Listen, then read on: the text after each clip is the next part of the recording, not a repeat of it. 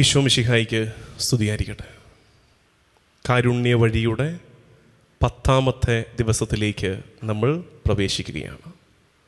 പ്രാർത്ഥിച്ചൊരുങ്ങി കരുണക്കൊന്തയൊക്കെ ചൊല്ലി നമ്മൾ നടത്തുന്ന ഈ യാത്ര ഇത് അനുഗ്രഹത്തിൻ്റെ ദിവസങ്ങളായി മാറട്ടെ എന്ന് നമുക്ക് ആത്മാർത്ഥമായിട്ട് ആഗ്രഹിക്കാം.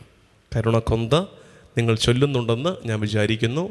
സാധിക്കുന്ന നേരങ്ങളിലൊക്കെ അത് ഞാൻ പ്രത്യേകം ആഹ്വാനം ചെയ്യുന്നത് വിദേശ നാടുകളിൽ നിന്ന് ഒരുപാട് പ്രാർത്ഥന ഉയരട്ടെ. പ്രത്യേകിച്ച് ജോലിക്കായിട്ട് മിഡിൽ ഈസ്റ്റിലേക്കൊക്കെ പോയിരിക്കുന്നവർ, അവിടെ കുടുംബം ഒരുമിച്ച് സെറ്റിൽ ചെയ്തിരിക്കുന്നവർ, മൈഗ്രേറ്റ് ചെയ്തിരിക്കുന്നവർ. നമുക്കറിയാം, ലോകത്തിൻ്റെ എല്ലാ ഭൂഖണ്ഡങ്ങളിലേക്കും നമ്മൾ ഇന്ന് മൈഗ്രേറ്റ് ചെയ്തുകൊണ്ടിരിക്കുകയാണ്. അവിടെയൊക്കെ ഇരുന്ന് ഈ പ്രാർത്ഥന ഉയരട്ടെ. അപ്പോൾ നമ്മൾ ഈ മലയാളി സമൂഹം ഒരുമിച്ച് പ്രാർത്ഥിക്കുകയാണ്. കേരള സഭ റീത്ത് വ്യത്യാസങ്ങൾക്ക് അതീതമായിട്ട് ഒരുമിച്ച് പ്രാർത്ഥിക്കുന്ന ഒരു ശുശ്രൂഷയായിട്ട് ഇത് മാറണം. അതുകൊണ്ട് നമ്മുടെ കുഞ്ഞുങ്ങളെയൊക്കെ, വിദേശത്തുള്ള കുഞ്ഞുങ്ങൾക്ക്, നിങ്ങൾ അവിടെ ജനിച്ചു വളർന്ന കുഞ്ഞുങ്ങൾക്ക് ഈ പ്രാർത്ഥന അറിയാൻ മേലെങ്കിൽ അവരെ പഠിപ്പിക്കണം. പറ്റുമെങ്കിൽ മലയാളത്തിൽ, സാധിക്കുന്നില്ലെങ്കിൽ ഇംഗ്ലീഷിൽ അവർ ഈ പ്രാർത്ഥന ചൊല്ലുന്ന ഒരു ക്രമമുണ്ടാകണമെന്ന് സ്നേഹത്തോടെ ഓർമ്മിപ്പിക്കട്ടെ. അപ്പോൾ ഷാലോമിൻ്റെ ഓഫീസിൽ ഈ യൂറോപ്പിൽ നിന്നും ഓസ്ട്രേലിയയിൽ നിന്നും US-ൽ നിന്നുമൊക്കെ ഫോൺ വരട്ടെ, ഇവിടെ മെസ്സേജ് വരട്ടെ. ഞങ്ങളുടെ കൂട്ടായ്മയിൽ ഞങ്ങളിതാ ഇത്രയും പേര് ഇത്രയും പ്രാർത്ഥിച്ചിട്ടുണ്ട്, ഇത്രയും ഞങ്ങൾ കരുണക്കൊന്ത ഞങ്ങൾ അർപ്പിച്ചിട്ടുണ്ട് എന്ന രീതിയിൽ. അങ്ങനെയാണിത് ലോകത്താകമാനം ഈ മുന്നേറ്റം സ്പ്രെഡ് ചെയ്യുന്നത്. അത് നിങ്ങളെ ആ ഉത്തരവാദിത്വം ഭരമേൽപ്പിക്കുകയാണെന്ന് സ്നേഹത്തോടെ ഓർമ്മിപ്പിക്കട്ടെ. ദൈവജനമേ, ഇന്ന് നമ്മൾ ചിന്തിക്കുന്നത്, നമ്മൾ ലൂക്കായുടെ സുവിശേഷം 22-ാം അധ്യായം 54 മുതൽ 62 വരെയുള്ള വാക്യങ്ങൾ. ലൂക്ക 22, 54 മുതൽ 62 വരെയുള്ള വാക്യങ്ങൾ എടുത്തു വയ്ക്കുക. ഈ ചെറിയ ധ്യാനങ്ങൾ, ചിലപ്പോൾ സിസ്റ്റേഴ്സിൻ്റെയോ അച്ഛന്മാരുടെയോ ബ്രദേഴ്സിൻ്റെയൊക്കെ ധ്യാനത്തിന് പോകുമ്പോൾ ചെറിയ ഗ്രൂപ്പാണെങ്കിൽ ഈ വചനഭാഗം വെച്ച് ഞങ്ങളിങ്ങനെ സത്സംഗ് പോലെ ഞാൻ ചെയ്യിപ്പിക്കാറുണ്ട്. എന്ന് വെച്ചാൽ റിഫ്ലക്ഷൻ അവർ കോൺട്രിബ്യൂട്ട് ചെയ്യണം. ഞങ്ങൾ ഒരുമിച്ചിരുന്ന് പ്രാർത്ഥിക്കും. ലൈക്ക് ലെക്സിയോ ദിവീന പോലെ, divine reading of the secret scripture എന്ന് പറയും. ബൈബിൾ പലയാവർത്തി വായിച്ച് ആ വചനം നമ്മളോട് സംവേദനം ചെയ്യാൻ ആഗ്രഹിക്കുന്ന ആ സന്ദേശം നമ്മൾ സ്വീകരിക്കുന്ന രീതിയാണത്. അപ്പം അങ്ങനെ ഒരു ശുശ്രൂഷയ്ക്ക് പറ്റിയ ബൈബിൾ ഭാഗമാണിത്. ഈ ലൂക്ക 22, 54 മുതൽ 62 വരെയുള്ള വാക്യങ്ങൾ. ഒരു കാര്യം കൂടെ, ഞാൻ സിസ്റ്റേഴ്സിൻ്റെ കാര്യം പറഞ്ഞപ്പോഴാണ് എന്നെ കേൾക്കുന്ന ബഹുമാനപ്പെട്ട സിസ്റ്റേഴ്സിനോടായിട്ടൊരു കാര്യം, നിങ്ങളുടെ വലിയ മാധ്യസ്ഥ്യ പ്രാർത്ഥന ഞാൻ യാചിക്കുകയാണ്. ഈ ശുശ്രൂഷയെ സമർപ്പിച്ച് ബഹുമാനപ്പെട്ട സിസ്റ്റേഴ്സ് നിങ്ങളുടെ കോൺവെൻറ്റുകളിലോ നിങ്ങൾ വ്യക്തിപരമായിട്ടോ ഒക്കെ വലിയ പ്രാർത്ഥന ദൈവത്തിന് മുമ്പാകെ ഉയർത്തണം. നിങ്ങളുടെ പ്രാർത്ഥനയ്ക്ക് വലിയ വിലയുണ്ടെന്ന് തിരിച്ചറിയുന്നു. നിങ്ങൾക്ക് പ്രാർത്ഥിക്കാനുള്ള വലിയ കൃപ ദൈവം നൽകിയിട്ടുണ്ട്. പ്രത്യേകിച്ച് നിങ്ങളുടെ സ്വകാര്യ പ്രാർത്ഥനകൾ, ത്യാഗമെടുത്തുള്ള പ്രാർത്ഥനകൾ. ബഹുമാനപ്പെട്ട സിസ്റ്റേഴ്സിനെ ഞാൻ ഈ ഉത്തരവാദിത്വം എളിമയോടെ ഏൽപ്പിച്ച് നിങ്ങളോട് അഭ്യർത്ഥിക്കുകയാണ്. കാരുണ്യ വഴി ശുശ്രൂഷയെ, ഈ ശുശ്രൂഷയ്ക്ക് നിങ്ങൾക്ക് വേണ്ടി വചനം പങ്കുവെച്ച് നൽകുന്ന, ദൈവജനത്തിന് വേണ്ടി വചനം പങ്കുവെച്ച് നൽകുന്ന എനിക്ക് വേണ്ടി, ഇതിൻ്റെ പിന്നിൽ പ്രവർത്തിക്കുന്നവർക്ക് വേണ്ടി, ലോകത്തിൻ്റെ പല ഭാഗങ്ങളിലിരുന്ന് ഈ ശുശ്രൂഷയിൽ പങ്കുപറ്റിക്കൊണ്ടിരിക്കുന്നവർക്ക് വേണ്ടി നമ്മുടെ സഭയിലെ ബഹുമാനപ്പെട്ട സിസ്റ്റേഴ്സ് വലിയ പ്രാർത്ഥന ദൈവത്തിന് മുമ്പാകെ ഉയർത്തട്ടെ എന്ന് ഞാൻ അഭ്യർത്ഥിക്കുന്നു. ലൂക്കായുടെ സുവിശേഷം 22, 54 മുതൽ 62 വരെ. ഇത് ശരിക്കും ഇനിയുള്ള 2-3 ദിവസം നമ്മൾ ഇതായിരിക്കും ചിന്തിക്കുന്നത്. ഈ ഭാഗം അതിന് മാത്രം നമുക്ക് ചിന്തിക്കാനുണ്ട്. ഒറ്റ ദിവസം കൊണ്ട് ഇതങ്ങോട്ട് വ്യാഖ്യാനിച്ച് തീർത്താലുണ്ടല്ലോ, നമുക്കതങ്ങോട്ട് എന്താ പറയേണ്ടത്, അങ്ങോട്ട് അതിൻ്റെ ആ രുചി അങ്ങോട്ട് അനുഭവിക്കാൻ പറ്റില്ല. ഒരു വലിയ പരവേശം പോലെ ആയിപ്പോകും. അത് വരാതിരിക്കാൻ വേണ്ടിയിട്ട് അപ്പം നിങ്ങൾ ഓർക്കുക, ഇന്ന് 10ാം നാളാണ്. 11ഉം 12ഉം ഒക്കെ മിക്കവാറും ദൈവം ആഗ്രഹിക്കുന്നത് പോലെ ഇത് ഈ ഭാഗം തന്നെ നമ്മൾ ധ്യാനിക്കും. അത് ഓരോ ഘട്ടമായിട്ട്. ഇന്നിപ്പം നമ്മൾ ഇതിൻ്റെ ആദ്യ ഭാഗം മാത്രം ധ്യാനിക്കുകയാണ്. ആദ്യ ഭാഗം മാത്രം ധ്യാനിക്കുന്നു. എന്തുമാത്രമാണെന്നുള്ളത് വായിക്കാം. നമുക്ക് ആ ഭാഗം ഒരു ബോക്സിലാക്കി ഒന്ന് ബ്രാക്കറ്റ് ചെയ്തിടുക, വായിക്കാം. ബൈബിൾ എടുത്തെന്ന് വിചാരിക്കുന്നു, എടുക്കണം. മടി വരാതിരിക്കാനാണ് പിന്നെ ഓർമ്മിപ്പിക്കുന്നത്. ലൂക്ക 22, 54 മുതൽ ഒരുമിച്ച് വായിക്കാം. അവർ അവനെ പിടിച്ച് പ്രധാന ആചാര്യൻ്റെ വീട്ടിലേക്ക് കൊണ്ടുപോയി. പത്രോസ് അകലെയായി അവനെ അനുഗമിച്ചിരുന്നു. അവർ നടുമുറ്റത്ത് തീ കൂട്ടി അതിന് ചുറ്റുമിരുന്നപ്പോൾ പത്രോസും അവരോട് കൂടെ ഇരുന്നു. 2 വാക്യം മതി നമുക്ക്. എന്തൊക്കെയാണ് നമ്മൾ വായിച്ചത്? അവർ അവനെ പിടിച്ച് പ്രധാന ആചാര്യൻ്റെ വീട്ടിലേക്ക് കൊണ്ടുപോയി. ആരാ? ഈശോയെ. പത്രോസ് അകലെയായി അവനെ അനുഗമിച്ചിരുന്നു. അവർ നടുമുറ്റത്ത് തീ കൂട്ടി അതിന് ചുറ്റും ഇരുന്നപ്പോൾ പത്രോസും അവരോട് കൂടെ ഇരുന്നു. ഇത്രേ നമ്മുടെ ചിന്തയുടെ വിഷയമുള്ളൂ. നമ്മുടെ ധ്യാനം ആരംഭിക്കുന്ന വാക്ക് പത്രോസ് അകലെയായി അവനെ അനുഗമിച്ചിരുന്നു. അതായത് ഈ രംഗം മുഴുവൻ്റെയും റൂട്ട് കോസ്, വേരുപോലത്തെ കാരണം എന്താണ് ഈ ഭാഗം സംഭവിക്കുന്നത്? പത്രോസ് അവരുടെ കൂടെ പോയിരുന്നു. അതിനുശേഷം അവനോട് വന്ന് 3 ആവർത്തി ചോദ്യം ഉന്നയിക്കുന്നു. നീ അവൻ്റെ ആളല്ലേ? പത്രോസ് പറയുന്നു അയ്യോ അല്ല എന്ന് പറഞ്ഞ് ഈശോയെ തള്ളി പറഞ്ഞു കഴിഞ്ഞപ്പോൾ കർത്താവ് പറഞ്ഞതുപോലെ കോഴി കൂവുന്നു. അവിടുന്ന് പുറത്തിറങ്ങി അവൻ പൊട്ടിക്കരയുന്നു. ഇതൊക്കെയാണ് രംഗം. ഈ രംഗത്തിലേക്ക് മുഴുവൻ നയിച്ച ദ ബേസിക് കോസ്, റീസൺ എന്തെന്നറിയാമോ? ഇതാണ്, അവൻ അകലെയായി അവനെ അനുഗമിച്ചു. അത് അത്ര വലിയ തെറ്റാണോ? ഇത് കേൾക്കുമ്പോൾ നിങ്ങൾ വിചാരിക്കരുത് പത്രോസ് മഹാപാപിയാണെന്ന്. പത്രോസ് മഹാപാപിയൊന്നും അല്ല കേട്ടോ. ഉള്ളതിൽ ഭേദമാണ് പത്രോസ്.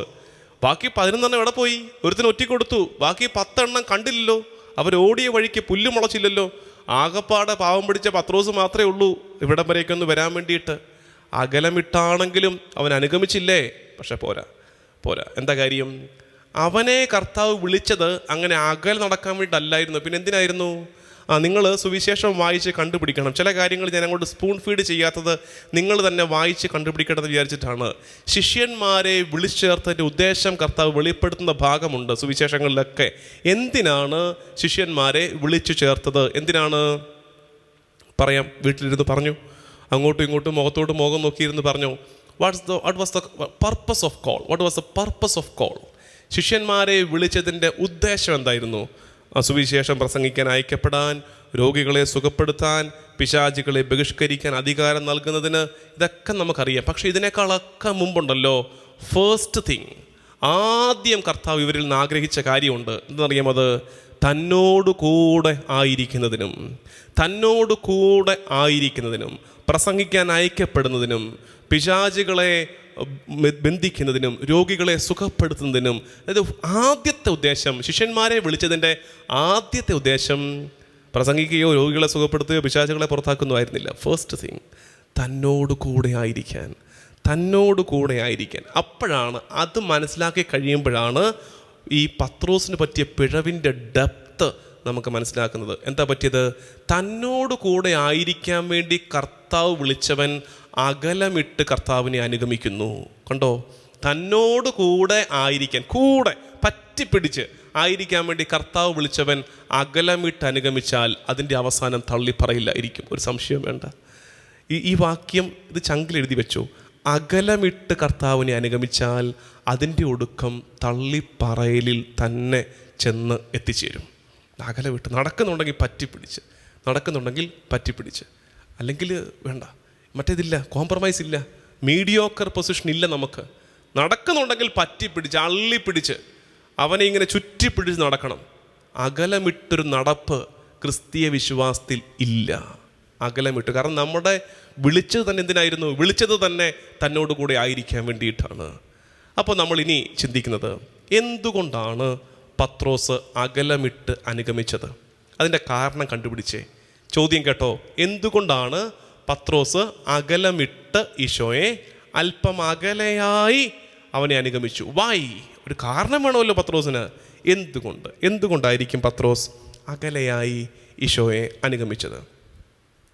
ഒരു 10 സെക്കൻഡ് സമയം തരാം. അങ്ങോട്ടും ഇങ്ങോട്ടും വേഗം പറഞ്ഞു സ്കോർ ചെയ്യാനുള്ള അവസരമാണ്. ഭാര്യ ഭർത്താവിനോട്, ഭർത്താവ് ഭാര്യയോട്, പിള്ളേർ മാതാപിതാക്കൾ പിള്ളേരോട് ഒക്കെ വേഗം ഉത്തരം പറഞ്ഞു. എന്തുകൊണ്ട് പത്രോസ് അകലെയായി ഈശോയെ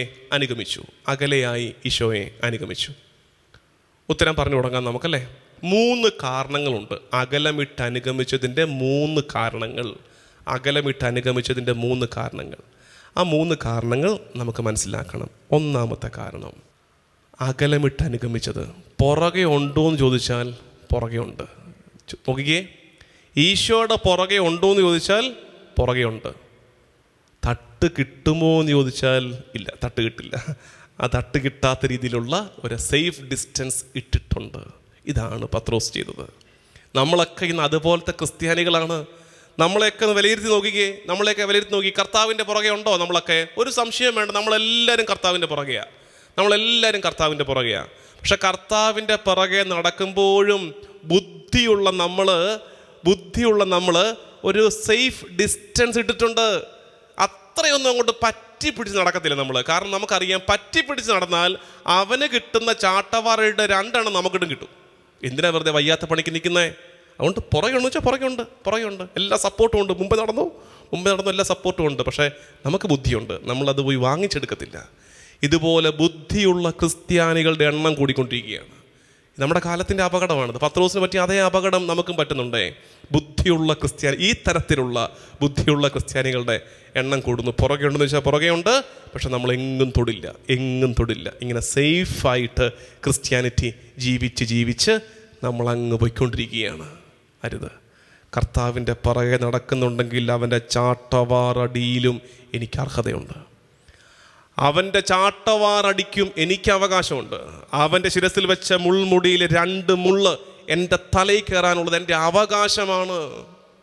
അവൻ്റെ മുഖത്ത് കാർക്കിച്ചു തുപ്പിയതിൻ്റെ ഒരു 2-3 തുള്ളി തുപ്പൽ എൻ്റെ മുഖത്ത് വിടാൻ എനിക്ക് അവകാശമുണ്ട്. അത് ക്രിസ്തീയ ശിഷ്യത്വത്തിൻ്റെ ഭാഗമാണ്. നമ്മൾ ഓർക്കേണ്ടതേ, അവനിൽ നിന്ന് ക്രിസ്തീയ വിശ്വാസി ആയിരിക്കുന്നുവെന്ന കാരണത്താൽ ദൈവത്തിൽ നിന്ന് അനുഗ്രഹം സിദ്ധിച്ച നമ്മൾ, അനുഗ്രഹങ്ങൾക്ക് പാത്രമായ നമ്മൾ പിന്നെ എന്തുകൊണ്ട് അതിന് വില കൊടുക്കാൻ മടിക്കുന്നു? നമ്മൾ കൊടുക്കേണ്ട വിലയാണ് ഇത്തരം ചില സഹനങ്ങൾ. കർത്താവ് തമ്പുരാനുള്ള വിശ്വാസത്തിൻ്റെ ഭാഗമായിട്ട് കിട്ടിയ അനുഗ്രഹങ്ങൾക്ക് കണക്കുണ്ടോ?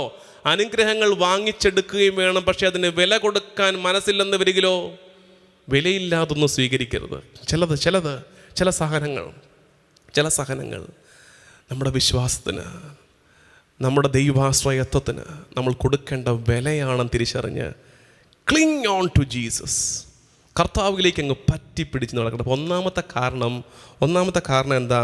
ഇതൊരു സേഫ് ഡിസ്റ്റൻസ് ആണ്. പത്രോസ് പിറകെ അകലമിട്ട് നടന്നതിൻ്റെ കാരണം it's A kind of safe distance. അത് എന്താ പറയേണ്ടത്? സുരക്ഷിതമായ ഒരകലമാണ്. നമ്മളെ തന്നെ സുരക്ഷിതമായി കാസൂക്ഷിക്കുന്ന. അതുകൊണ്ട് ചിലർ പറയാറില്ലേ, പള്ളിയിലൊക്കെ പോവുക, കുർബാന കൂടുക, തിരിച്ച് വീട്ടിൽ വരിക, അല്ലാതെ ആവശ്യമില്ലാത്ത പണിക്കൊന്നും നിൽക്കണ്ട. എന്താ ഈ ആവശ്യമില്ലാത്ത പണി? വികാരിച്ചൻ പറയും, യുവജനങ്ങളൊക്കെ പള്ളി വരണം, നമുക്ക് സംഘടനയുടെ മീറ്റിംഗ് ഉണ്ട്, അമ്മമാരൊക്കെ പള്ളി വരണം, നമുക്കൊന്നിരുന്ന് പ്രാർത്ഥിക്കണം. ഇതൊക്കെ നമുക്കെന്താ? ആവശ്യമില്ലാത്ത പണിയാണ്. ഈ ബുദ്ധിയുടെ പേരാണ് ഈ പത്രോസിൻ്റെ ബുദ്ധി. ഈ അകലമിട്ടുള്ള ക്രിസ്ത്യാനിയാണ്. ഞായറാഴ്ച കുർബാനയ്ക്ക് പോകുന്നുണ്ട്. അതിനപ്പുറത്തുള്ള അടുപ്പൊന്നും വേണ്ട. അതിനപ്പുറത്തുള്ള അങ്ങോട്ട് ചേർന്ന് നടക്കുന്ന പരിപാടി ഉണ്ടല്ലോ, ഒന്നും വേണ്ട, അതിൻ്റെ ഒന്നും ആവശ്യമില്ല എന്ന് പറയുന്നിടത്ത് നമ്മളൊക്കെ പത്രോസാകുകയാണ്. അങ്ങനെ നടന്നാൽ കാലമേറെ വിദൂരമല്ല, ഒരു ദിവസം നമ്മൾ ഈശോയെ തള്ളിപ്പറഞ്ഞു പോകും. നമ്മൾ ബലഹീനരാണ്. നടക്കുന്നുണ്ടെങ്കിൽ പറ്റിപ്പിടിച്ച് നടന്നോണം. രണ്ടാമത്തെ കാര്യം, എന്തുകൊണ്ടാണ് പത്രോസ് ഈശോയെ അകലമിട്ട് അനുഗമിച്ചത്? മറ്റൊരു കാരണമായേക്കാവുന്നത് ലാക്ക് ഓഫ് ഫെയ്ത്ത്, വിശ്വാസത്തിൻ്റെ കുറവ്. മുമ്പേ നടക്കുന്നവൻ സർവശക്തനായ കർത്താവും ദൈവവുമാണെന്നുള്ള വിശ്വാസം കുറയുമ്പോൾ നമ്മുടെ കാലുകൾ നമ്മളെ പുറകോട്ട് വലിച്ചു തുടങ്ങും. മുമ്പേ നടക്കുന്നവൻ ഇവനെ പിടിച്ചുകൊണ്ടു പോകുന്ന പടയാളികളെക്കാൾ, ഇവനെ വിധിക്കാൻ പോകുന്ന പീലാത്തോസിനേക്കാൾ ശക്തനായവനാണെന്നുള്ള വിശ്വാസം നഷ്ടപ്പെട്ടു പോകുമ്പോൾ നമ്മൾ പതുക്കെ നമ്മുടെ കാലിൻ്റെ വേഗത കുറയും. അതുകൊണ്ട് വിശ്വാസം പ്രധാനപ്പെട്ടതാണ്. കർത്താവ് തമ്മിലുള്ള അടിയുറച്ച വിശ്വാസം ഉണ്ടെങ്കിലേ നമുക്കിങ്ങനെ കർത്താവുമായിട്ട് പറ്റിപ്പിടിച്ച് നടക്കാൻ പറ്റും. വിശ്വാസം കുറയുന്നതനുസരിച്ച് അകലം കൂടും. അപ്പോൾ കർത്താവിലേക്ക് അടുത്തു നടക്കാൻ തക്ക വിധം വിശ്വാസത്തിന് വിരുദ്ധമായ കാര്യങ്ങൾ സംഭവിക്കുമ്പോഴും ശ്രദ്ധിച്ചേ. അതായത് നമ്മൾ വിശ്വസിക്കുന്നത് കർത്താവ് സർവശക്തനാണ്, അവൻ പരമപരിശുദ്ധനാണ്, അവൻ്റെ കരം കരുത്തുറ്റതാണ്, അവൻ പ്രബലനാണ്. അതിന് വിരുദ്ധമായ കാര്യങ്ങൾ ചിലപ്പോൾ സംഭവിക്കും. ഇത് അതുപോലെ തന്നെ സംഭവിച്ചത് എന്ന് വെച്ചാൽ, എല്ലാറ്റിനെയും സൃഷ്ടിച്ച, കാറ്റിനെ ശാസിച്ച, കടലിനെ ശാന്തമാക്കിയ കർത്താവ് തമ്പുരാനെ ഇത്തിരി പോകുന്ന കുറേ പടയാളികൾ വന്ന് കയ്യാം വെച്ച് പിടിച്ചുകൊണ്ട് പോകുന്നു. വിശ്വാസത്തിന് വിരുദ്ധമായൊരു കാഴ്ചയാണ് പത്രോസ് കണ്ടേ. അത് കണ്ടതോടുകൂടി പതുക്കെ വിശ്വാസം കുറഞ്ഞു തുടങ്ങി കാണണം. നമുക്കും അങ്ങനെ സംഭവം വരും. ഇതിനു മുമ്പ് എപ്പോഴും ഞാൻ പാർശ്വപുത്രം തന്നിട്ടുണ്ടെന്നേ, എന്തുമാത്രം അത്ഭുതങ്ങൾ എൻ്റെയൊക്കെ ജീവിതത്തിൽ ചെയ്തിട്ടുണ്ടോന്നേ കർത്താവ്. എന്നിട്ട് ഇപ്പോഴത്തെ ഒരു ഉത്തരം കിട്ടുന്നില്ല കർത്താവിൽ നിന്ന്. കുറച്ച് കാലമായിട്ട് കർത്താവിന് എന്തോ ശക്തി കുറഞ്ഞതുപോലൊക്കെ തോന്നുകയാണ്. അങ്ങനെ തോന്നിയപ്പോൾ നമ്മൾ പതുക്കെ അകലെ വിട്ടു. ഇനി ഇവനങ്ങ് അല്ലേ കർത്താവ്, ഇനി ഇവനല്ലേ മിശിഹ എന്ന് സംശയിക്കുന്ന വിധത്തിലൊരു അകലം നമ്മൾ ഇട്ടു. പാടില്ല. കർത്താവിൻ്റെ കരത്തിൻ്റെ ബലം കണ്ടവർ. പത്രോസ് ഓർക്കണമായിരുന്നു ഇവൻ ആരാണെന്ന്. എത്ര എന്തുമാത്രം കണ്ടതാ പത്രോസ്. മരിച്ചവരെ ഉയർപ്പിക്കുന്നത് പത്രോസ് കണ്ടതല്ലേ? മുടന്തി വന്നവർ തുള്ളിച്ചാടി പോകുന്നത് പത്രോസ് കണ്ടതല്ലേ? അന്ധൻ അവന് കാഴ്ച കിട്ടുന്നത് പത്രോസ് കണ്ടതല്ലേ? വിശ്വസിക്കണ്ടായിരുന്നോ? ഇതൊക്കെ ചെയ്തവന് ഇവന്മാരുടെ മേലും അധികാരമുണ്ടെന്ന് വിശ്വസിക്കണ്ടായിരുന്നോ? ചില കാലങ്ങളിൽ സ്വർഗം നമ്മുടെ പ്രാർത്ഥനയോട് നിശബ്ദത പാലിക്കുമ്പോൾ, പ്രാർത്ഥനയ്ക്ക് ഉത്തരം കിട്ടാതെ വരുമ്പോൾ, മുൻകാലങ്ങളിൽ കിട്ടിയ അനുഗ്രഹങ്ങളെ ഓർത്തിട്ട് കർത്താവിൽ നിന്നുള്ള വിശ്വാസത്തിൽ നിന്ന് അണുവിട ചലിക്കാതെ പറ്റിപ്പിടിച്ച് നടക്കണമെന്ന് ഓർമ്മിപ്പിക്കുന്നു. അപ്പോൾ ഒന്നാമത്തത്, എന്തുകൊണ്ട് പത്രോസ് അകലം വിട്ടു? ഒന്നാമത്തത് സേഫ് ഡിസ്റ്റൻസ്, സുരക്ഷിതമായ അകലം. നമുക്ക് തട്ട് കിട്ടാത്ത, നമ്മുടെ തൊലിപ്പുറത്ത് പോർലേൽക്കാത്ത ഒരു സുരക്ഷിത അകലം. 2, വിശ്വാസത്തിൻ്റെ കുറവ്. മൂന്നാമത്തെ കാരണം അവൻ്റെ വ്യക്തിത്വം അവൻ മറന്നുപോയി. അവൻ ആരാണ് എന്താണെന്നുള്ളത് അവൻ മറന്നു തുടങ്ങുന്നു. എന്താണ് അവൻ ശിഷ്യൻ, അവൻ മിശിഹ വഴിയെ നടക്കേണ്ടവൻ. ഈ ഐഡൻറ്റിറ്റി ക്രൈസ്റ്റ് ഉണ്ടാകുന്നു. അത് ഓൾറെഡി അവനിൽ ഉണ്ടായിക്കഴിഞ്ഞു. അവൻ മറന്നു തുടങ്ങി. ഞാൻ ആരാണ്, ഞാൻ എന്തിനു വിളിക്കപ്പെട്ടതാണ്, എന്താണ് എൻ്റെ നിയോഗം എന്നുള്ളത് മറന്നു തുടങ്ങിയതോടുകൂടി അകലം കൂടുകയാണ്. ചിലപ്പോൾ നമുക്ക് അങ്ങനെ പറ്റും. അതുകൊണ്ടാണെന്നേ ഈശോയുടെ ശിഷ്യനാന്നുള്ള കാര്യം ഓൾറെഡി അവൻ്റെ മനസ്സിൽ നിന്ന് പതുക്കെ മറന്നു തുടങ്ങിയത് കൊണ്ടാണ് പെട്ടെന്ന് ചോദ്യം വന്നപ്പോൾ അവൻ പറഞ്ഞത് എനിക്ക് അവനെ അറിയുക പോലുമില്ല. അത് അപ്പോഴല്ല, ഓൾറെഡി അവൻ മറന്നു തുടങ്ങിക്കഴിഞ്ഞു. അവൻ മറന്നു തുടങ്ങി അവൻ്റെ ഐഡൻറ്റിറ്റി, അവൻ്റെ വ്യക്തിത്വം, അവൻ്റെ യുണീക്ക്നെസ്, വ്യതിരിക്തത മറന്നുപോയി. നമുക്കും പറ്റും. പ്രിയമുള്ളവരെ, ലോകത്തിലായിരിക്കുമ്പോഴും എല്ലാവരെയും പോൽ നടക്കാൻ വിളിക്കപ്പെട്ടവരല്ല നമ്മൾ. We are specially chosen, we are specially separated. മാറ്റി നിർത്തപ്പെട്ടവർ, വേർതിരിക്കപ്പെട്ടവർ, അഭിഷേകം ചെയ്യപ്പെട്ടവരാണ്. ആ കാര്യം നമ്മൾ മറക്കുന്നു തുടങ്ങുമ്പോൾ അകലം കൂടും. അതായത് ചിലപ്പോൾ നമുക്ക് തോന്നും നമ്മളെല്ലാവരും മനുഷ്യരല്ലേ, എല്ലാവരും ഒന്നല്ലേ. നല്ല ചിന്തയാ, എല്ലാവരും മനുഷ്യരെല്ലാവരും ഒന്നല്ല, നല്ല ചിന്തയാ, കേൾക്കാൻ സുഖമുള്ള ചിന്തയാ. പക്ഷേ എല്ലാവരെയും പോലെയാണ് നീയെങ്കിൽ പിന്നെ നീ എന്തിനാടാ മാമോദിസ സ്വീകരിച്ചത്? നിന്റെ തലയിൽ വീണ മാമോദിസ വെള്ളത്തിന് അർത്ഥമില്ലേ? നീ അർപ്പിക്കുന്ന വിശുദ്ധ കുർബാനയ്ക്ക്, നീ നാവിൽ സ്വീകരിക്കുന്ന ദിവ്യകാരുണ്യത്തിന് അർത്ഥമില്ലേ? ആശീർവദിക്കപ്പെട്ട വിവാഹ കൂദാശയ്ക്ക് അർത്ഥമില്ലേ? അപ്പോൾ അത് മറന്നിട്ട് ജീവിക്കരുത്. അത് മറന്നു തുടങ്ങുമ്പോൾ നമ്മൾ സ്വീകരിച്ച മാമോദീസായും തൈലാഭിഷേകവും, നമ്മൾ നടത്തുന്ന കുംഭസാരത്തിൻ്റെയും, നമ്മൾ സ്വീകരിച്ച വിശുദ്ധ കുർബാനയുടെയും, നമ്മൾ ഏറ്റുവാങ്ങിയ വിവാഹമെന്ന കൂദാശയുടെയും ഒക്കെ അർത്ഥം മറന്നു തുടങ്ങുമ്പോൾ പതുക്കെ അകലം കൂടി തുടങ്ങും. അത് വരരുത് പ്രിയമുള്ളവരെ. ഞാൻ 2 വാക്യം ധ്യാനിക്കാമെന്നാണ് വിചാരിച്ചത്, പക്ഷേ ഒരെണ്ണം മതി. അടുത്തത് നമുക്ക് നാളത്തേക്ക് വെക്കാം, നാളെ ആവശ്യം വരും. ഈ ഭാഗം വളരെ നമ്മുടെ സ്പിരിച്വൽ ലൈഫിൽ നമുക്ക് വളരെ പ്രധാനപ്പെട്ട, കാരണം പത്രോസിനോട് നമുക്ക് കുറച്ചുകൂടെ നമ്മൾ റിലേറ്റ് ചെയ്യാൻ പറ്റും. ഇതൊക്കെ തന്നെ നമുക്കും പറ്റാറുള്ളതല്ലേ.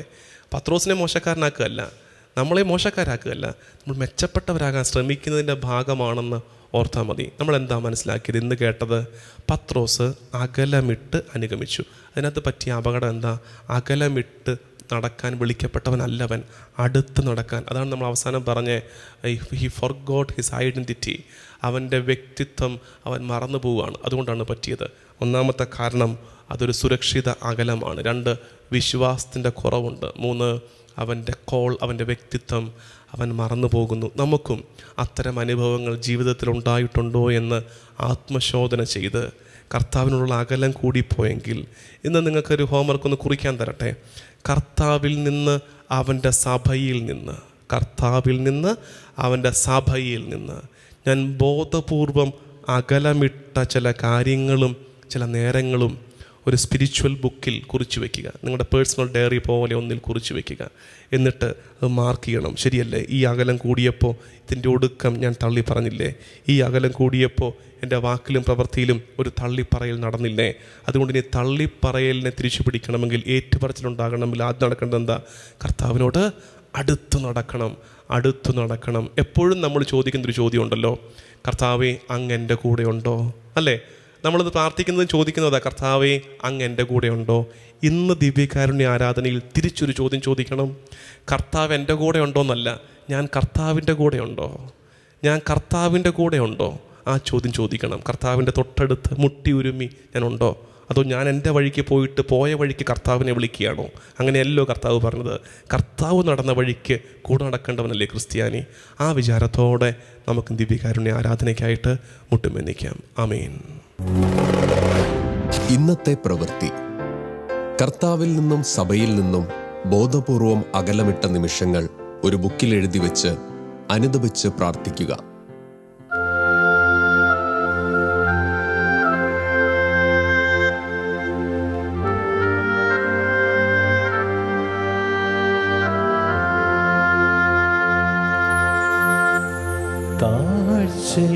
താഴ്ചയിലെനിക്കവൻ തണലേകി, താങ്ങി എന്നെ വീഴ്ചയിൽ വഴി നടത്തി, തുടച്ചെന്റെ കണ്ണുനീർ പൊൻകരത്താ, തുടിക്കും നിൻ മനം സ്വർഗ സന്തോഷത്താ. താഴ്ചയിലെനിക്കവൻ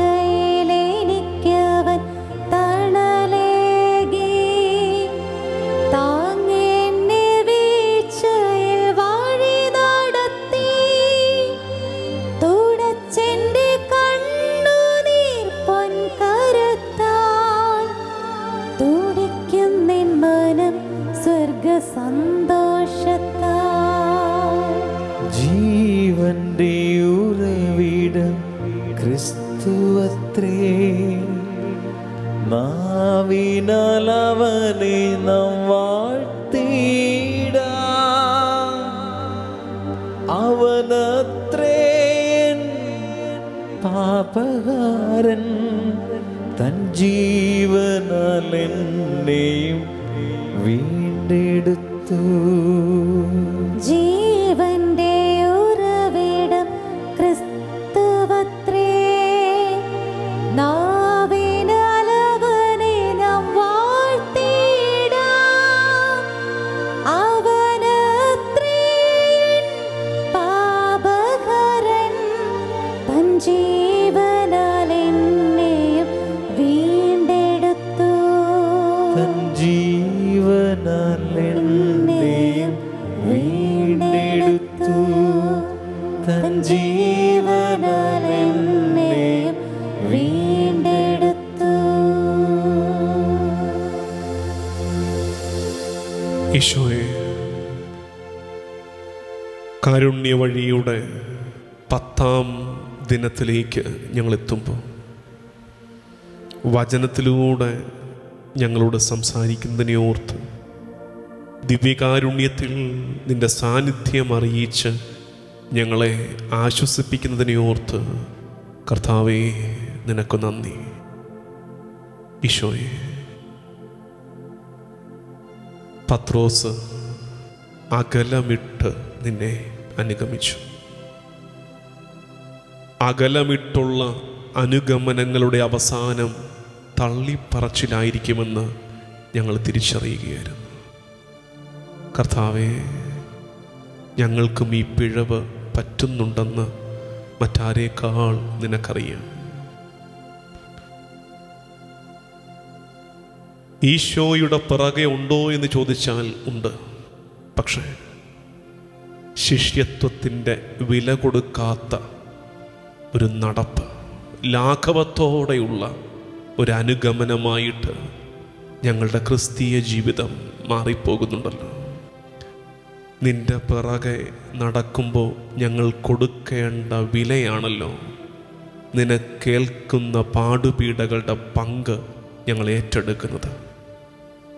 അതിനെക്കുറിച്ചുള്ള ഭയപ്പാടോടെ ആയിരിക്കണം പത്രോസ് ഒരകലമിട്ട് നിന്നെ അനുഗമിച്ചത്.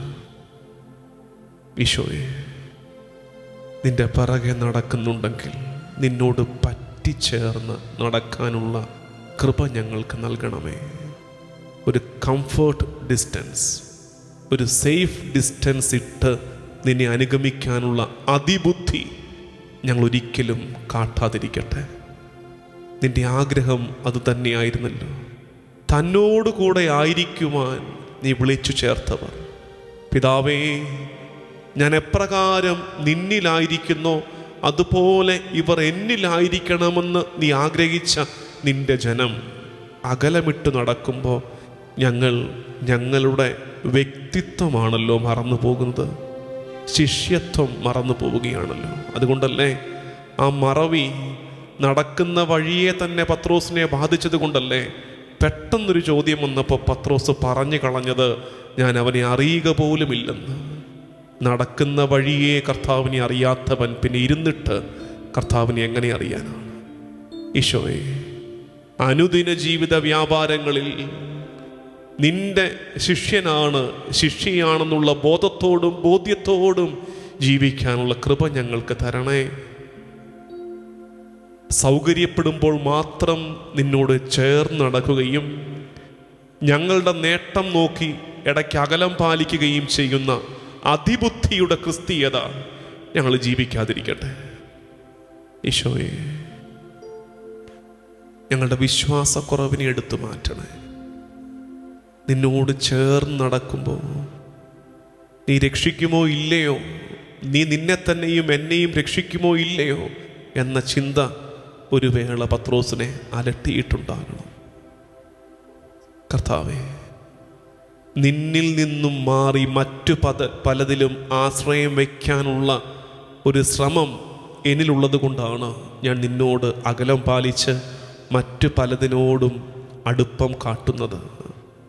മുമ്പിൽ നീ ഉണ്ട്, അതെനിക്കറിയാം. പക്ഷെ നീ മാത്രം പോരല്ലോ, മറ്റു പലതും വേണമല്ലോ എന്ന ചിന്ത നിന്നോട് അല്പം അകലമിട്ട് മറ്റു പലതിലേക്ക് മടുക്കാൻ എന്നെ പ്രേരിപ്പിക്കുന്നുണ്ട്. ഈശോയെ, നീ മതി, ഒന്നാം സ്ഥാനത്ത് എന്നും നീ. ആ വിചാരത്തോടെ നിന്റെ പിറകെ നടക്കാൻ, എൻ്റെ കർത്താവിനോട് ചേർന്ന് നടക്കുന്നതിൽ വരുന്ന എല്ലാ സഹനവും അഭിമാനത്തോടെ ഞാൻ ഏറ്റെടുക്കുമെന്ന് പറയാൻ തക്കവിധം ധീരതയുള്ള ക്രിസ്തീയത ജീവിക്കുവാൻ കർത്താവേ ഞങ്ങളെ പഠിപ്പിക്കണമേ. ദൈവജനമേ, നമുക്ക് പ്രാർത്ഥിക്കാം. ഇന്ന് ഈ ആരാധന മധ്യേ നമ്മൾ പ്രാർത്ഥിക്കേണ്ടത്, നമ്മൾ പറഞ്ഞില്ലേ, എപ്പോഴും നമ്മൾ ഈശോയോട് പ്രാർത്ഥിക്കുന്നത് ഈശോയെ ഞങ്ങളുടെ കൂടെ കാണണമേ എന്നല്ലേ. ഈശോയെ ഞങ്ങളുടെ കൂടെ കാണണമേ. ഇന്ന് തിരിച്ചു ചോദിക്കാൻ നമുക്ക്, നമ്മൾ ശരിക്കും ഈശോയോട് കൂടെയാണോ? നമ്മൾ ശരിക്കും ഈശോയോടൊപ്പമുണ്ടോ? അതോ നമ്മൾ നടക്കുന്ന തന്നിഷ്ടത്തിൻ്റെ വഴിയിലേക്ക് കർത്താവിനെ വിളിച്ചിറക്കുന്നവരായിട്ട് നമ്മൾ മാറിപ്പോവുകയാണോ? കർത്താവ് നടക്കുന്ന വഴിയിൽ കർത്താവിനോട് പറ്റിച്ചേർന്ന് അവനോട് ചേർന്ന് നടക്കാൻ നമുക്ക് കഴിയുന്നുണ്ടോ? ആത്മശോധനയോടെ നമുക്ക് കരുണക്കൊന്തയ്ക്കായിട്ട് ഒരുങ്ങാം. ഈശോയുടെ പീഡാസഹനം ധ്യാനിച്ച് നിയോഗങ്ങളെ സമർപ്പിച്ച് നമുക്ക് പ്രാർത്ഥിക്കാം.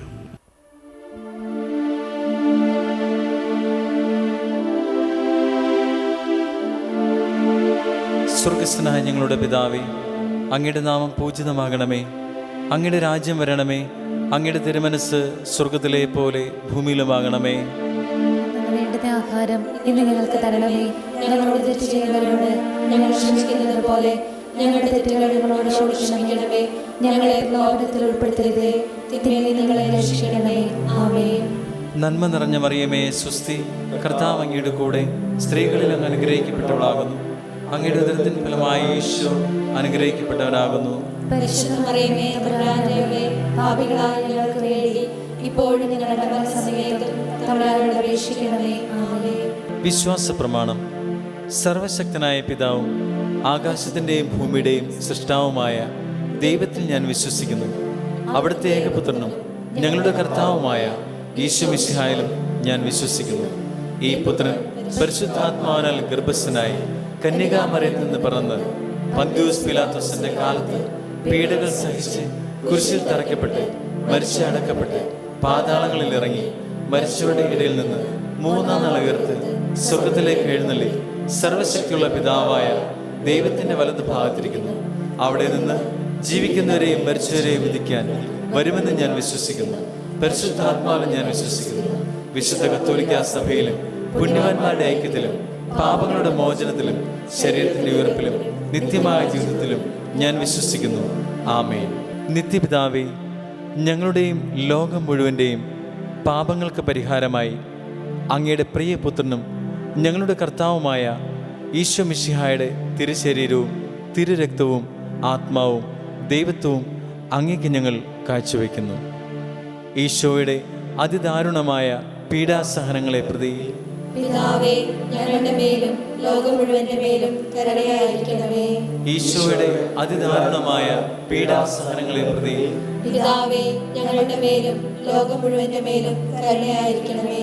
ഈശോയുടെ അതിദാരുണമായ പീഡാസഹനങ്ങളെ പ്രതി പിതാവേ, ഞങ്ങളുടെ മേലും ലോകം മുഴുവന്റെ മേലും കരുണയായിരിക്കണമേ.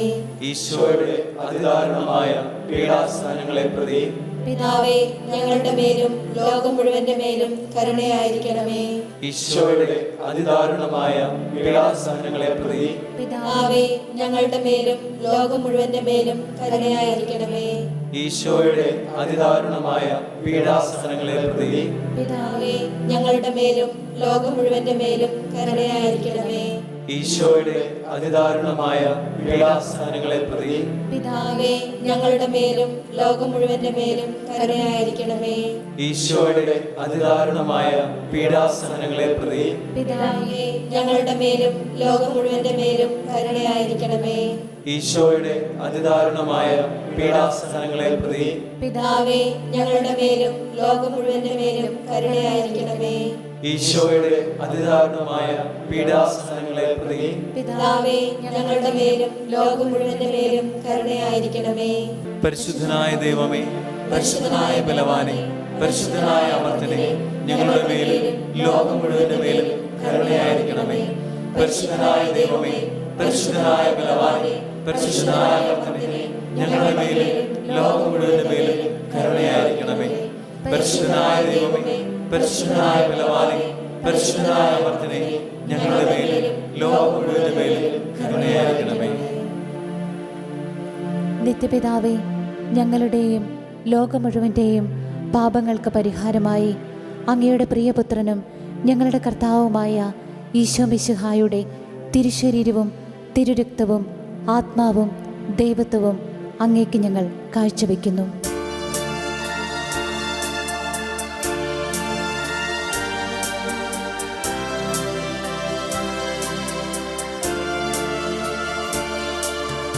ഈശോയുടെ അതിദാരുണമാം പീഡാസഹനങ്ങളെ ഓർത്തിന്നും പിതാവേ, ഞങ്ങളുടെ മേൽ ലോകം മുഴുവൻ്റെ മേൽ കരുണയുണ്ടാകേണമേ. ഈശോയുടെ അതിദാരുണമാം പീഡാസഹനങ്ങളെ ഓർത്തിന്നും പിതാവേ, ഞങ്ങളുടെ മേൽ ലോകം മുഴുവൻ്റെ മേൽ കരുണയുണ്ടാകേണമേ.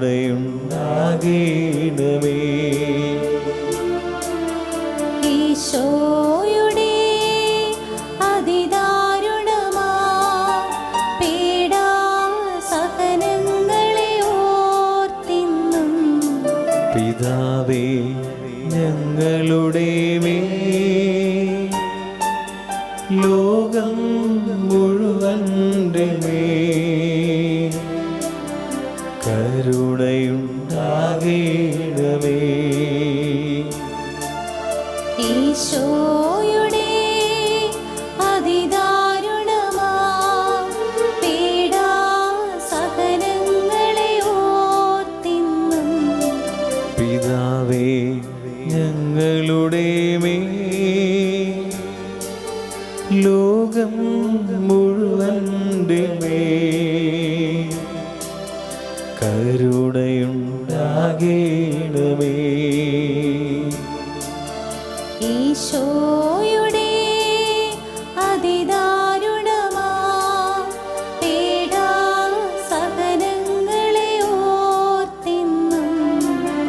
പിതാവേ ഞങ്ങളുടെ മേൽ ലോകം മുഴുവൻ്റെ മേൽ കരുണയുണ്ടാകേണമേ. ഈശോയുടെ അതിദാരുണമാ പീഡാസഹനങ്ങളെ ഓർത്തിന്നും പിതാവേ ഞങ്ങളുടെ മേൽ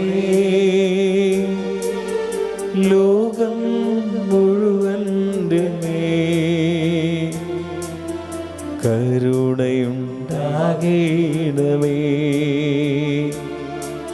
ഈശോയുടെ അതിദാരുണമാ പീഡാസഹനങ്ങളെ ഓർത്തിന്നും പിതാവേ ഞങ്ങളുടെ മേൽ ലോകം മുഴുവൻ്റെ മേൽ കരുണയുണ്ടാകേണമേ.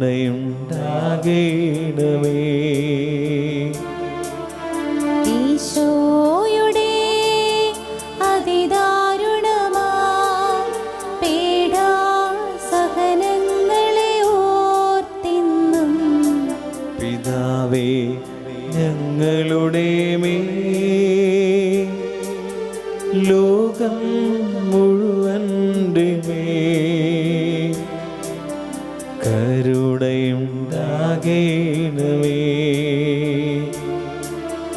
ഈശോയുടെ അതിദാരുണമാ പീഡാസഹനങ്ങളെ ഓർത്തിന്നും പിതാവേ ഞങ്ങളുടെ മേൽ ലോകം മുഴുവൻ്റെ മേൽ കരുണയുണ്ടാകേണമേ. ഈശോയുടെ അതിദാരുണമാ പീഡാസഹനങ്ങളെ ഓർത്തിന്നും പിതാവേ ഞങ്ങളുടെ മേൽ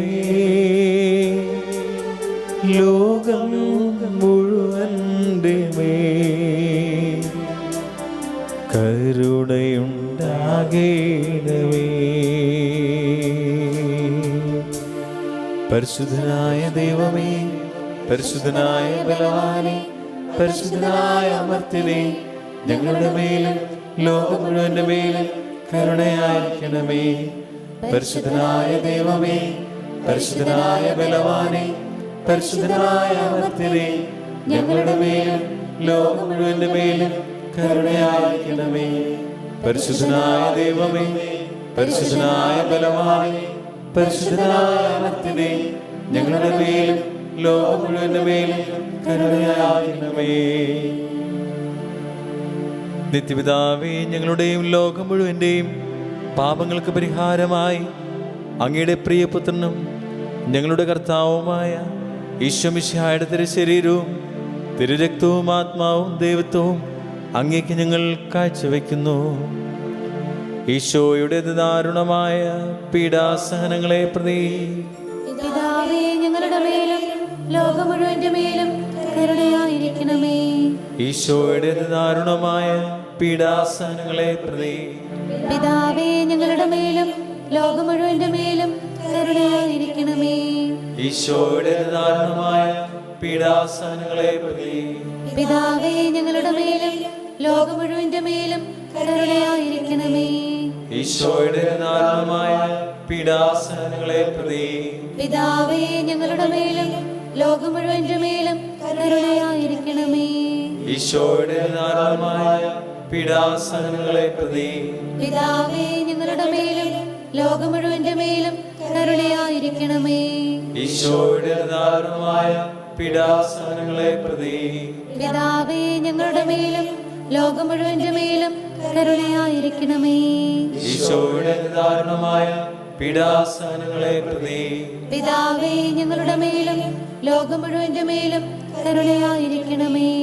ഈശോയുടെ ദാരുണമായ പീഡാസഹനങ്ങളെ പ്രതി പിതാവേ ഞങ്ങളുടെ മേലും ലോകം മുഴുവന്റെ മേലും കരുണയായിരിക്കണമേ. ഈശോയുടെ ദാരുണമായ പീഡാസഹനങ്ങളെ പ്രതി പിതാവേ ഞങ്ങളുടെ മേലും ലോകം മുഴുവന്റെ മേലും കരുണയായിരിക്കണമേ. ഈശോയുടെ ദാരുണമായ പീഡാസഹനങ്ങളെ പ്രതി പിതാവേ ഞങ്ങളുടെ മേലും ലോകം മുഴുവന്റെ മേലും കരുണയായിരിക്കണമേ. പരിശുദ്ധനായ ദൈവമേ, പരിശുദ്ധനായ ബലവാനേ, പരിശുദ്ധനായ അമർത്തിനെ, ഞങ്ങളുടെ മേലും ലോകം മുഴുവന്റെ മേലും കരുണയായിരിക്കണമേ. പരിശുദ്ധനായ ദൈവമേ, പരിശുദ്ധനായ ബലവാനേ, പരിശുദ്ധനായ അമർത്തിനെ, ഞങ്ങളുടെ മേലും ലോകം മുഴുവന്റെ മേലും കരുണയായിരിക്കണമേ. പരിശുദ്ധനായ ദൈവമേ, പരിശുദ്ധനായ ബലവാനേ, പരിശുദ്ധനായ അമർത്തിനെ, ഞങ്ങളുടെ മേലും ലോകം മുഴുവന്റെ മേലും കരുണയായിരിക്കണമേ. നിത്യപിതാവേ, ഞങ്ങളുടെയും ലോകം മുഴുവന്റെയും പാപങ്ങൾക്ക് പരിഹാരമായി അങ്ങയുടെ പ്രിയപുത്രനും ഞങ്ങളുടെ കർത്താവുമായ ഈശോ മിശിഹായുടെ തിരുശരീരവും തിരുരക്തവും ആത്മാവും ദൈവത്വവും അങ്ങേക്ക് ഞങ്ങൾ കാഴ്ചവെക്കുന്നു. ഈശോയുടെ അതിദാരുണമായ പീഡാസഹനങ്ങളെ പ്രതി പിതാവേ, ഞങ്ങളുടെ മേലും ലോകം മുഴുവന്റെ മേലും കരുണയായിരിക്കണമേ. ഈശോയുടെ അതിദാരുണമായ പീഡാസഹനങ്ങളെ പ്രതി പിതാവേ, ഞങ്ങളുടെ മേലും ലോകം മുഴുവന്റെ മേലും കരുണയായിരിക്കണമേ. ഈശോയുടെ അതിദാരുണമായ പീഡാസഹനങ്ങളെ പ്രതി പിതാവേ, ഞങ്ങളുടെ മേലും ലോകം മുഴുവന്റെ മേലും കരുണയായിരിക്കണമേ. ഈശോയുടെ അതിദാരുണമായ പീഡാസഹനങ്ങളെ പ്രതി പിതാവേ, ഞങ്ങളുടെ മേലും ലോകം മുഴുവന്റെ മേലും കരുണയായിരിക്കണമേ. ഈശോയുടെ അതിദാരുണമായ പീഡാസഹനങ്ങളെ പ്രതി പിതാവേ, ഞങ്ങളുടെ മേലും ലോകം മുഴുവന്റെ മേലും കരുണയായിരിക്കണമേ. ഈശോയുടെ അതിദാരുണമായ പീഡാസഹനങ്ങളെ പ്രതി പിതാവേ, ഞങ്ങളുടെ മേലും ലോകം മുഴുവന്റെ മേലും കരുണയായിരിക്കണമേ. ഈശോയുടെ അതിദാരുണമായ പീഡാസഹനങ്ങളെ പ്രതി പിതാവേ, ഞങ്ങളുടെ മേലും ലോകം മുഴുവന്റെ മേലും കരുണയായിരിക്കണമേ. ഈശോയുടെ അതിദാരുണമായ പീഡാസഹനങ്ങളെ പ്രതി പിതാവേ, ഞങ്ങളുടെ മേലും ലോകം മുഴുവന്റെ മേലും കരുണയായിരിക്കണമേ. ഈശോയുടെ അതിദാരുണമായ പീഡാസഹനങ്ങളെ പ്രതി പിതാവേ, ഞങ്ങളുടെ മേലും ലോകം മുഴുവന്റെ മേലും കരുണയായിരിക്കണമേ. ഈശോയുടെ അതിദാരുണമായ പീഡാസഹനങ്ങളെ പ്രതി പിതാവേ, ഞങ്ങളുടെ മേലും ലോകം മുഴുവന്റെ മേലും കരുണയായിരിക്കണമേ. പരിശുദ്ധനായ ദൈവമേ, പരിശുദ്ധനായ ബലവാനേ, പരിശുദ്ധനായ അമർത്തിനെ, ഞങ്ങളുടെ മേലും ലോകം മുഴുവന്റെ മേലും കരുണയായിരിക്കണമേ.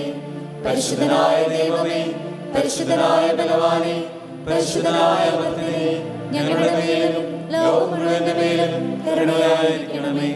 പരിശുദ്ധനായ ദൈവമേ, പരിശുദ്ധനായ ബലവാനേ, പരിശുദ്ധനായ അമർത്തിനെ, ഞങ്ങളുടെ മേലും ലോകം മുഴുവന്റെ മേലും കരുണയായിരിക്കണമേ. നിത്യപിതാവേ, ഞങ്ങളുടെയും ലോകം മുഴുവന്റെയും പാപങ്ങൾക്ക് പരിഹാരമായി അങ്ങയുടെ പ്രിയപുത്രനും ഞങ്ങളുടെ കർത്താവുമായ ഈശോ മിശിഹായുടെ തിരുശരീരവും തിരുരക്തവും ആത്മാവും ദൈവത്വവും അങ്ങേക്ക് ഞങ്ങൾ കാഴ്ചവെക്കുന്നു.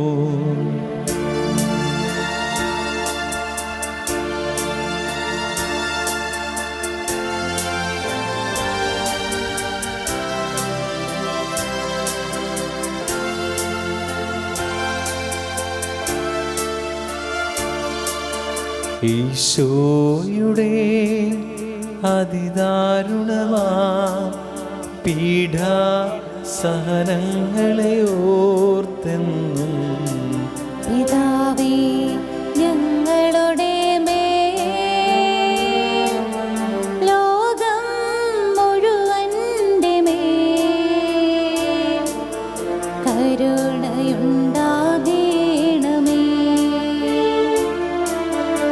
ഈശോയുടെ അതിദാരുണമാ പീഡാസഹനങ്ങളെ ഓർത്തെന്നും പിതാവേ ഞങ്ങളുടെ മേൽ ലോകം മുഴുവന്റെ മേൽ കരുണയുണ്ടാകണമേ.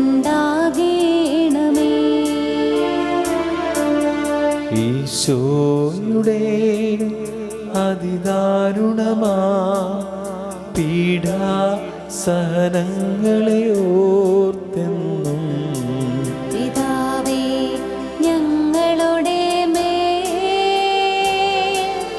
ലോകം മുഴുവന്റെ മേൽ കരുണയുണ്ടാകണമേ.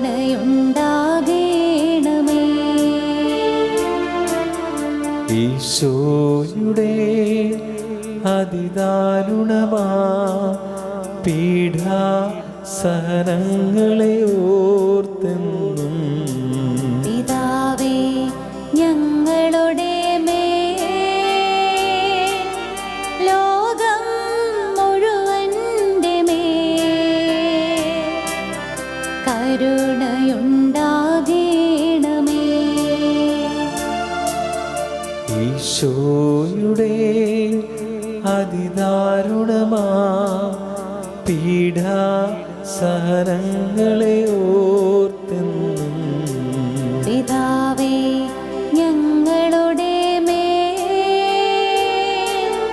ലോകം മുഴുവന്റെ മേൽ കരുണയുണ്ടാകണമേ.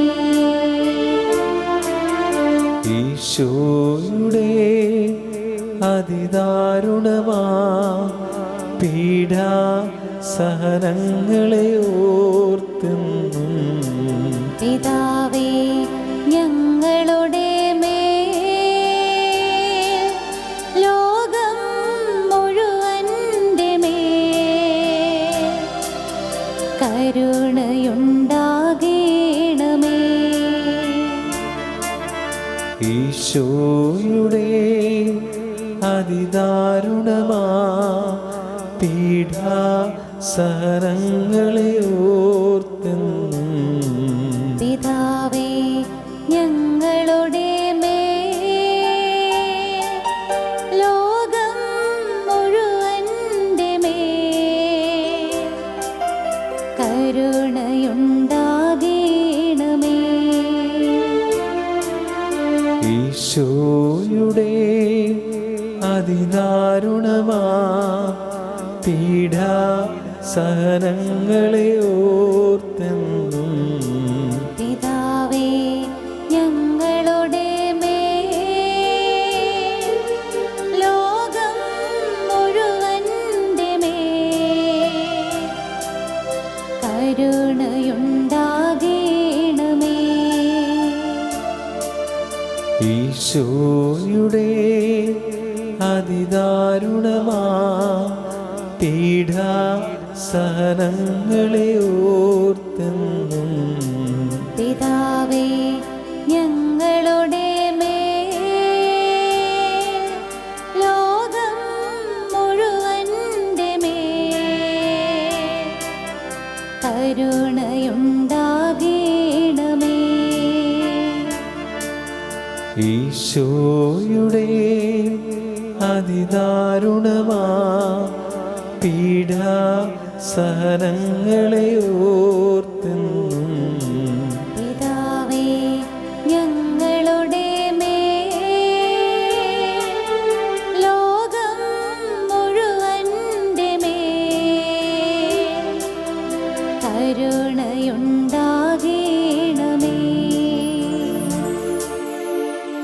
പരിശുദ്ധനായ ദൈവമേ, പരിശുദ്ധനായ ബലവാനെ, പരിശുദ്ധനായ അമർത്യനെ, ഞങ്ങളുടെ മേലും ലോകം മുഴുവന്റെ മേലും കരുണയായിരിക്കണമേ.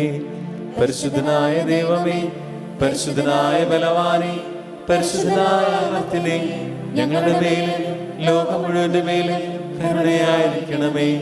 പരിശുദ്ധനായ ദൈവമേ, പരിശുദ്ധനായ ബലവാനെ, പരിശുദ്ധനായ അമർത്യനെ, ഞങ്ങളുടെ മേലും ലോകം മുഴുവന്റെ മേലും കരുണയായിരിക്കണമേ. സങ്കീർത്തനം 63 7-8 വാക്യങ്ങൾ. അവിടുന്ന് എൻ്റെ സഹായമാണ്. അങ്ങയുടെ ചിറകിൻ കീഴിൽ ഞാൻ ആനന്ദിക്കും. എൻ്റെ ആത്മാവ് അങ്ങയോട് ഒട്ടിച്ചേർന്നിരിക്കുന്നു. അങ്ങയുടെ വലത് കൈ എന്നെ താങ്ങി നിർത്തുന്നു. എൻ്റെ ആത്മാവ് അങ്ങയോട് ഒട്ടിച്ചേർന്നിരിക്കുന്നു. അങ്ങയുടെ വലം കൈ എന്നെ താങ്ങി നിർത്തുന്നു. ഇത്തരമൊരു ക്രിസ്തീയ ജീവിതാനുഭവത്തിനായി നമ്മുടെ ആത്മാവ് കർത്താവിനോട് ഒട്ടിച്ചേർന്നിരിക്കുന്നു. കർത്താവാകട്ടെ അവിടുത്തെ വലം കൈ കൊണ്ട് നമ്മളെ താങ്ങി നിർത്തുന്നു. ഇത്തരമൊരു അനുഭവം സ്വന്തമാക്കാൻ കൊതിച്ചുകൊണ്ട് ഈശോയുടെ ആശീർവാദം നമുക്ക് സ്വീകരിക്കാം. നിന്നോട് ചേർന്ന് കുറെ കൂടി ചേർന്ന് നിൻ കാൽപ്പാടുകളിൽ നടക്കും ഞാനെന്നും. നിന്നോട് ചേർന്ന് കുറെ കൂടി ചേർന്ന് നിൻ കാൽപ്പാടുകളിൽ നടക്കും ഞാനെന്നും. യേശുവേ എൻ ജീവനേ, നിൻ മാറിൽ ഞാൻ ചാരുന്നപ്പാ. നിൻ കൈകൾ എന്നെ പുണരുന്നല്ലോ, ഒഴുകുന്നു നിൻ സ്നേഹമെന്നെ. നീ മാത്രമേ എൻ്റെ ദൈവം, ഇന്നും എന്നും എൻ്റെ ദൈവം. നീ മാത്രമേ എൻ്റെ ദൈവം, ഇന്നും എന്നും എൻ്റെ ദൈവം. കരുണ തോന്നണേ നാഥ, അലിവു തോന്നണേ. കരുണ തോന്നണേ നാഥ, അലിവു തോന്നണേ. യേശുവേ സ്നേഹമേ,